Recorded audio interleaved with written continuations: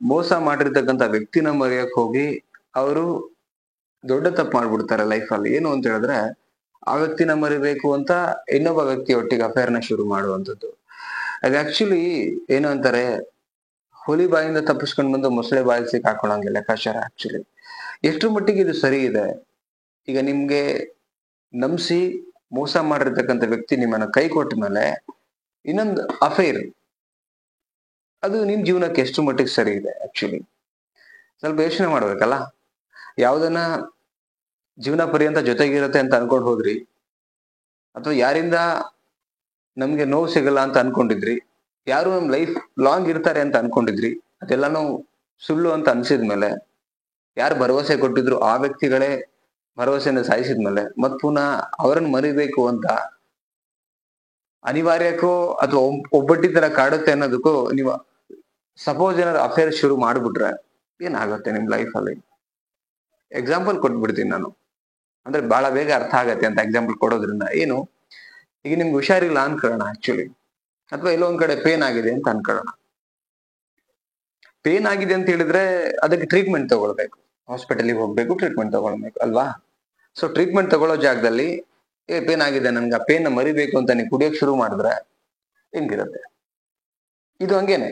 ಈಗ ಒಂದೆಲ್ಲೋ ಕಾಲಿಗೆ ಪೆಟ್ಟಾಗಿದೆ, ಗಾಯ ಆಗಿದೆ, ಇಂಜೆಕ್ಷನ್ ಟ್ಯಾಬ್ಲೆಟ್ ತಗೊಳ್ಳೋ ಜಾಗದಲ್ಲಿ ಕುಡಿಯೋಕ್ ಶುರು ಮಾಡಿದ್ರೆ ಅದು ನಿಮಗೆ ಆ ಕ್ಷಣಕ್ಕೆ ಮರ್ಸುತ್ತೆ ಅಷ್ಟೇನೆ, ಆ ಕ್ಷಣಕ್ ಮಾತ್ರನೇ. ಅದೇನೋ ನಶೆಯಲ್ಲಿ ತೇಲಾಡೋ ತರ ಇರುತ್ತೆ, ಅದೇನು ಮಲಗ್ತೀರಾ ಮತ್ತು ಎಚ್ಚರ ಆಗತ್ತೆ ಮತ್ತು ಕುಡಿತೀರಾ. ಅದು ಅಡಿಕ್ಟ್ ಆಗಿ ಆಗಿ ಆಗಿ ಇದ್ದೇನ್ ಏನಾಗತ್ತೆ ಅಂತ ಹೇಳಿದ್ರೆ ಕಿಡ್ನಿ ಹೋಗುತ್ತೆ, ಲಿವರ್ ಆಗುತ್ತೆ. Same as it is relationship ಅಲ್ಲಿ ಅಷ್ಟೇನೆ. ಯಾರನೋ ಈಗ ಒಂಟಿತನ ಕಾಡ್ತಾ ಇದೆ, ಬಿಟ್ಟು ಹೋಗಿದ್ದಾರೆ ಅಂತ ಅನಿವಾರ್ಯಕ್ಕೆ ಇನ್ನೊಬ್ಬರನ್ನ ಕನೆಕ್ಟಿವಿಟಿ ತಗೊಂಡಾಗ ನಾಳೆ ಅವ್ರು ಬಿಟ್ಟು ಹೋಗ್ತಾರೆ, ಏನೋ ಒಂದ್ ಕಾರಣಕ್ಕೆ ನಿಮ್ಮನ್ನ ಬಳಸ್ಕೊಂಡ್ ಬಿಟ್ಟು ಹೋಗ್ತಾರೆ. ಸೊ ಅವ್ರನ್ನ ಮರಿಬೇಕಂತ ಮತ್ತೆ ಇನ್ಯಾರನೋ ಕನೆಕ್ಟ್ ಆಗಕ್ಕಾಗತ್ತ? ಹೇಳಿ ನೋಡೋಣ. ಅದಾಗ್ಬಿಟ್ರೆ ಚಟ ಆಗ್ಬಿಡುತ್ತೆ, ಅದು ಕೂಡ same as it is drink ತರ ಚಟ ಆಗ್ಬಿಡುತ್ತೆ. ಯಾರೋ ನಿಮ್ಮನ್ನ ಮೋಸ ಮಾಡಿದ್ರು ಅಂತ ಸಡನ್ಲಿ ಇನ್ನೊಂದು ಅಫೇರಿಗೆ ಕೈ ಹಾಕ್ಬಿಡ್ತಿರಲ್ಲ, ಇಟ್ಸ್ ವೆರಿ ಡೇಂಜರಸ್ ಲೈಫ್ ಅಲ್ಲಿ. ಓಕೆ, ಹಾಗಂತೇಳಿ ಎಲ್ರು ಕೆಟ್ಟವ್ರು ಅಂತ ನಾನು ಹೇಳ್ತಾ ಇಲ್ಲ, ಎಲ್ಲೂ ನಾನು ಹೇಳ್ತಾ ಇಲ್ಲ. ಹಾಗಂತೇಳಿ ಕೆಟ್ಟವ್ರವ್ರು ಹೋಗ್ಬೇಡಿ, ನೆಕ್ಸ್ಟ್ ಮಾಡ್ಕೊಳ್ಳೇಬಾರ್ದು, ಲೈಕ್ ನೆಕ್ಸ್ಟ್ ಇನ್ನು ಮೋಸ ಹೋಗಿದೆ ಅಂದ್ಮೇಲೆ ಮದುವೆ ಆಗ್ಬಾರ್ದು ಲೈಫ್, ಆಗಲ್ಲ ನಾ ಹೇಳ್ತಿರೋದು.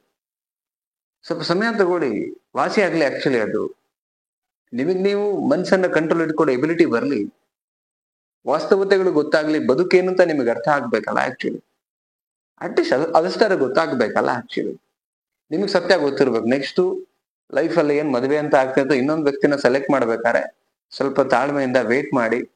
ಇಫ್ ಸಪೋಸ್ ಈ ವ್ಯಕ್ತಿ ಲೈಫಲ್ಲಿ ಮತ್ತು ಹಂಗೆ ಆದ್ರೆ ಇನ್ನು ಬದುಕೋದನ್ನ ನಾನೇ ಕಲ್ತ್ಕೊಬೇಕು. ಅಷ್ಟು ಮೆಂಟಲಿ ಏಬಲ್ ಬರ್ಬೇಕು, ನಿಮ್ಗೆ ಮೆಂಟಲಿ ಫಿಟ್ ಆಗ್ಬೇಕು.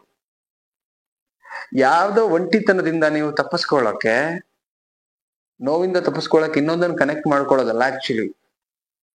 ನೋವಿಂದ ಮನಸ್ಸನ್ನ, ಧೈರ್ಯ ಏನ್ ಇಲ್ಲದೆ ಇರತಕ್ಕಂತ ಒಂದು ಯೋಚನೆಗಳನ್ನ ಅದು ಸರಿಪಡಿಸ್ಕೊಬೇಕು, ಅದೇ ನೋವಿಂದ.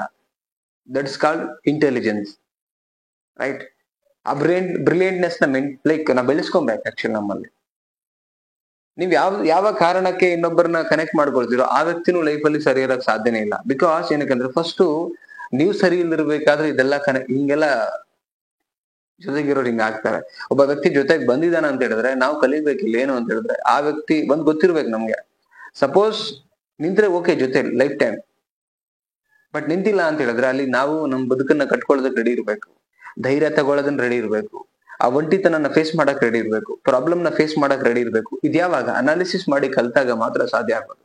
ಯಾರೋ ಬಿಟ್ಟು ಹೋದ್ರು ನಾನು ಸಡನ್ಲಿ ಕನೆಕ್ಟ್ ಆಗ್ಬಿಡೋಣ, ನಾನು ಆತರ ಆಗ್ಬಿಟ್ರೆ ಚಟ ಆಗತ್ತೆ. 100 ಜನರಿಗೆ ಚೇಂಜ್ ಅಲ್ಲ, ನೀವು ಬದುಕಿರೋ ಗಂಟನೂ ಕೂಡ ಚೇಂಜ್ ಮಾಡ್ತಾ ಇರ್ಬೇಕಾಗತ್ತೆ. ಇದು ಜಸ್ಟ್ ಚಟವಾಗಿ ಕನ್ವರ್ಟ್ ಆಗತ್ತೆ. ಸೊ ಅದಕ್ಕೇನೆ ನಿಮ್ಮ ಮನಸ್ಸು, ನಿಮ್ಮ ಯೋಚನೆಗಳು, ಬದುಕೋ ರೀತಿ ಅಂಡ್ ನಿಮ್ಮನ್ನ ಪ್ರೀತಿ ಮಾಡುವಂತ ಹುಡುಗ ನೆಕ್ಸ್ಟ್ ಅವ್ರು ಹೇಗೆ, ಅವ್ರ ನೇಚರ್ ಏನು, ಅವ್ರ ಯೋಚನೆಗಳೇನು, ಬದುಕಿನ ಗುರಿಗಳೇನು,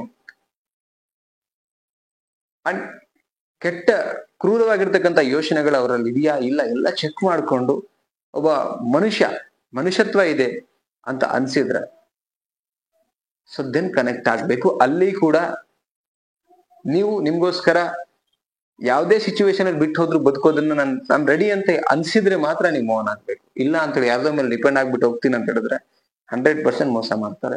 ಯಾವ್ದು ವಾರಂಟಿ ಇಲ್ಲ ಯಾವ ರಿಲೇಶನ್ಶಿಪ್ ಮೇಲೇನು, ಯಾವ ಗ್ಯಾರಂಟಿಗಳು ಇಲ್ಲ ಆಕ್ಚುಲಿ. ಬಟ್ ಚೆನ್ನಾಗಿರ್ಬೇಕು, ಎಲ್ರು ಕರ್ತವ್ಯ ಅದ ಆಕ್ಚುಲಿ. ಬಟ್ ಇವತ್ತಿಗೆ ಜನರೇಷನ್ ಅಲ್ಲಿ ಬಹಳ ಜನ ಮೋಸ ಮಾಡ್ತಿರೋದ್ರಿಂದ ದಯವಿಟ್ಟು ಯಾರು ಕೂಡ ಈ ತಪ್ಪು ಮಾಡ್ಬೇಡಿ. ಯಾರೋ ಒಬ್ರು ಮೋಸ ಮಾಡಿದ ತಕ್ಷಣ ಇನ್ನೊಂದು ಅಫೇರಿ ಕೈ ಹಾಕೊಂಡ್ಬಿಡೋದು, ಇಲ್ಲೋ ಕನೆಕ್ಟ್ ಆಗ್ಬಿಡೋದು ಮಾಡಿದ್ರೆ ಐ ಥಿಂಕ್ ಚಟವಾಗಿ ಕನ್ವರ್ಟ್ ಆಗತ್ತೆ. ಜೀವನ ಪರ್ಯಂತ ನೀವ್ ಅನ್ಕೊಂಡಿರೋ ಜೀವನ ನಿಮ್ಗೆ ಸಿಗೋಕೆ ಸಾಧ್ಯ ಇಲ್ಲ. ನನ್ನ ಪ್ರಕಾರ ಇಟ್ಸ್ ಅ ರಾಂಗ್. ಯಾರೋ ಡಿಸ್ಕನೆಕ್ಟ್ ಆದ್ರು ಅಂತ ಇನ್ನೊಬ್ರು ಕನೆಕ್ಟ್ ಮಾಡ್ಕೊಳ್ಳೋದಲ್ಲ ಆಕ್ಚುಲಿ. ನಿಮ್ಮ ಡಿಸ್ಕನೆಕ್ಟ್ ಆಗಿರ್ತಕ್ಕಂಥ ಏನು ಪರ್ಪಸ್, ಏನ್ ಡ್ರೀಮ್ಸ್ ಅಥವಾ ಏನು ಆ ಯೋಚನೆಗಳು ಸರಿ ಇಲ್ದಿರಾ ಅಥವಾ ಧೈರ್ಯಗಳು ಇಲ್ದಿರಾ ಏನಿರುತ್ತಲ್ಲ, ನಿಮ್ಮ ಸೋಲ್, ನಿಮ್ಮ ಥಾಟ್, ನಿಮ್ಮ ಧೈರ್ಯ, ನಿಮ್ಮ ಮೈಂಡ್, ಅದು ಸರಿಪಡಿಸ್ಕೊಂಡು ಲೈಫ್ ಬಗ್ಗೆ ಕ್ಲಾರಿಟಿ ತಗೊಂಡ್ಮೇಲೆ ಎಸ್ ಅನ್ಸಿದ್ಮೇಲೆ ನೆಕ್ಸ್ಟ್ ಇನ್ನೊಬ್ಬ ವ್ಯಕ್ತಿ ಬಗ್ಗೆ ಯೋಚನೆ ಮಾಡಿ. ಓಕೆ, ಐ ಹೋಪ್ ವಿಡಿಯೋ ಅರ್ಥ ಆಗಿದೆ ಅಂತ ಅನ್ಕೊಂಡಿದ್ದೀನಿ. ಅರ್ಥ ಆಗಿದ್ರೆ ಒಂದು ಜಸ್ಟ್ ಕಮೆಂಟ್ ಮಾಡಿ, ಸಬ್ಸ್ಕ್ರೈಬ್ ಮಾಡ್ಕೊಳ್ಳಿ. ಐ ಥಿಂಕ್ ಕೌನ್ಸಿಲಿಂಗ್ ಬೇಕು ಅಂತ ಹೇಳಿದ್ರೆ ಫೀಸ್ ಇರುತ್ತೆ, ಚಾರ್ಜಬಲ್ ಇರುತ್ತೆ, ಅಪಾಯಿಂಟ್ಮೆಂಟ್ ತಗೊಳ್ಬೇಕಾಗತ್ತೆ. ಸೊ ಕಾಂಟ್ಯಾಕ್ಟ್ ಮಾಡಿ, ಮತ್ತೊಂದು ಟಾಪಿಕ್ ಅಲ್ಲಿ ಸಿಗೋಣ. ನಮಸ್ತೆ.